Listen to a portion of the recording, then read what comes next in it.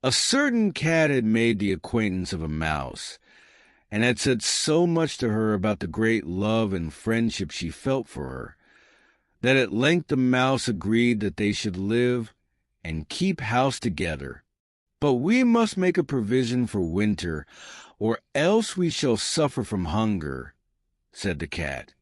"And you, little mouse, cannot venture everywhere, or you will be caught in a trap some day." The good advice was followed, and a pot of fat was bought, but they did not know where to put it. At length, after much consideration, the cat said, "I know no place where it will be better stored up than in the church, for no one dares take anything away from there. We will set it beneath the altar, and not touch it until we are really in need of it." So the pot was placed in safety, but it was not long before the cat had a great yearning for it, and said to the mouse, "I want to tell you something, little mouse. My cousin has brought a little son into the world, and has asked me to be godmother. He is white with brown spots, and I am to hold him over the fawn at the christening. Let me go out today, and you look after the house by yourself."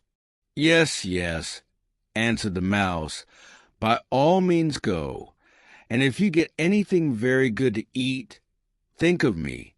I should like a drop of sweet red christening wine myself." All this, however, was untrue.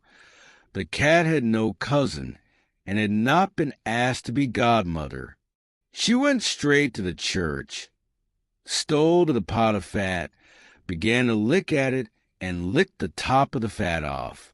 Then she took a walk upon the roofs of the town, looked out for opportunities, and then stretched herself in the sun, and licked her lips whenever she thought of the pot of fat, and not until it was evening did she return home. "Well, here you are again," said the mouse. "No doubt you have had a merry day." "All went off well," answered the cat. "What name did they give the child?" "Top off," said the cat, quite coolly. "Top off," cried the mouse. "That is a very odd and uncommon name. Is it a usual one in your family?" "What does that matter?" said the cat. "It is no worse than crumb stealer, as your godchildren are called." Before long the cat was seized by another fit of yearning. She said to the mouse, "You must do me a favor, and once more manage the house for a day alone. I am again asked to be godmother, and as the child has a white ring round its neck, I cannot refuse." The good mouse consented, but the cat crept behind the town walls of the church, and devoured half the pot of fat. "Nothing ever seems so good as what one keeps to oneself," said she, and was quite satisfied with her day's work. When she went home, the mouse inquired, "And what was the child christened?" "Half done," answered the cat. "Half done? What are you saying? I never heard the name in my life. I'll wager anything it is not in the calendar." The cat's mouth soon began to water for some more licking. "All good things go in threes," said she. "I am asked to stand godmother again. The child is quite black, only it has white paws, but with that exception, it has not a single white hair on its whole body. This only happens once every few years. You will let me go, won't you?" "Top off." "Half done," answered the mouse. "They are such odd names. They make me very thoughtful." "You sit at home," said the cat, "in your dark gray fur coat and long tail, and are filled with fancies. That's because you do not go out in the daytime." During the cat's absence, the mouse cleaned the house and put it in order, but the greedy cat entirely emptied the pot of fat.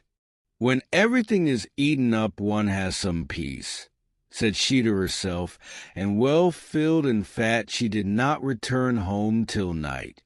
The mouse at once asked what name had been given to the third child. "It will not please you more than the others," said the cat. "He is called All Gone." "All Gone," cried the mouse, "that is the most suspicious name of all. I have never seen it in print. All Gone, what can that mean?" And she shook her head, curled herself up, and lay down to sleep. From this time forth no one invited the cat to be godmother. But when the winter had come and there was no longer anything to be found outside, the mouse thought of their provision and said, "Come, cat, we will go to our pot of fat which we have stored up for ourselves. We shall enjoy that."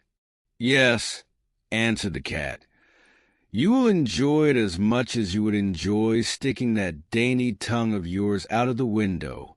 They set out on their way.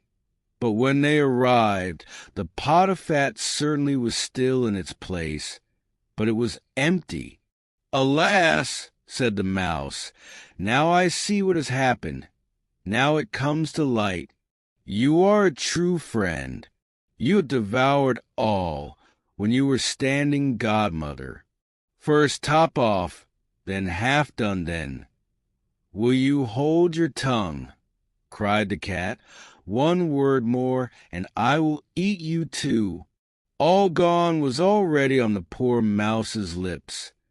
Scarcely had she spoken it before the cat sprang on her, seized her, and swallowed her down.